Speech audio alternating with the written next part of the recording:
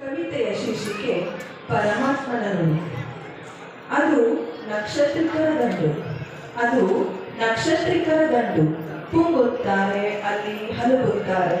ಕೈಗೆಟಕದ ಅಂಜೂರ ಹುಳಿ ಎಂದು ಬಗೆದು ಶೋಷಿತರೆಂದು ಸಾರುತ್ತ ತಮ್ಮದೇ ಕತ್ತಲ ಕೂಪದಲ್ಲಿ ಗಾಳಿಯ ಉಯ್ಯಾಲೆಯಲ್ಲಿ ಜೋಲಿಯಾಡುತ್ತ ತಮ್ಮದೇ ಕತ್ತಲ ಕೂಪದಲ್ಲಿ ಗಾಳಿಯ ಉಯ್ಯಾಲೆಯಲ್ಲಿ ಜೋಲಿಯಾಡುತ್ತ ಚಟ ಹತ್ತಿದಾಗಲೆಲ್ಲ ಸಭ್ಯ ಮನುಷ್ಯತ್ವದ ಗೇಲಿ ಮಾಡಿ ಬಯಲಿಗೆಳೆಯುತ್ತ ಕ್ರೋಧದ ಮತ್ತಿನಲ್ಲಿ ತಾವೇ ಕೆಂಪೆಂದು ಬೀಗುವ ಗುಲರಂಜಿಯಾಗಿ ಬೆಂಕಿ ಹಚ್ಚುತ್ತಾರೆ ಸೋತ ಸಂಬಂಧಗಳ ಬೇರು ಕೆಳಗೆ.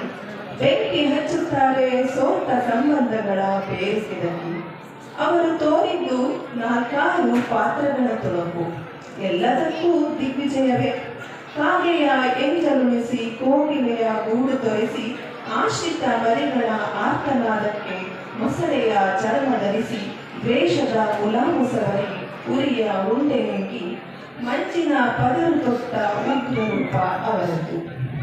ಮಂಜಿನ ಪದರು ತೊಟ್ಟ ಉಗ್ರ ರೂಪ ಅವರದ್ದು. ಮುದುರಿಕೊಂಡು ನಟಿಸುತ್ತಿರುವ ಘಟಸರ್ಪಗಳು ಅವು. ಇಲ್ಲಿ ಮಸೀದಿ ಮಂದಿರಗಳು ದುಃಖಿಸುತ್ತಿವೆ. ಇಲ್ಲಿ ಮಸೀದಿ ಮಂದಿರಗಳು ದುಃಖಿಸುತ್ತಿವೆ. ಗೌರವದ ಫಲಕಗಳ ಪ್ರಾಣ ಮಾನಕ್ಕಾಗಿ ಜೀವತೆಯ ಪಾರಿವಾಳ ಕಂಗಾಲಾಗಿದೆ. ರಾತ್ರಿಯ ಕರಾಳ ಮುಖಕ್ಕೆ ಬೆಚ್ಚಿ ಕಂಡ ದುಸ್ವಪ್ನಗಳು ಹುಸಿಯಾಗಲೆಂದು ಪ್ರಾರ್ಥಿಸಿದೆ. ಅದಕ್ಕೇನೋ ಸಂಕಟ ಒಳಗೊಳಗೆ ಕರಗುತ್ತಾ ಉರಿಯಲು ಆಗದೆ ಆರಲು ಆಗದೆ ಬೀರಿದ ಬೆಳಕು ಪರಕೋಟೆಯ ಪ್ರವೇಶಿಸಿದೆ. ಬೀರಿದ ಬೆಳಕು ಪರಕೋಟೆಯ ಪ್ರವೇಶಿಸಿದೆ.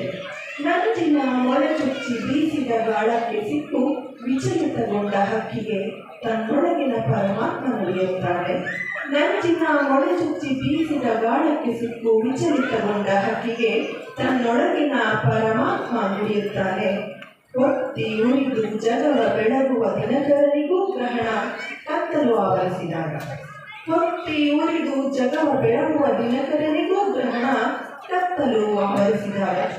ಬಿಳಿ ಹಕ್ಕಿ ಈಗ ತಾನೂ ಮಂಕಾಗಿದೆ. ಆದರೆ ಶಾಂತಿಯ ತೇರಲಿ ಸಮನ್ವಯದ ಸಾರಥಿಯಾಗಲಿ.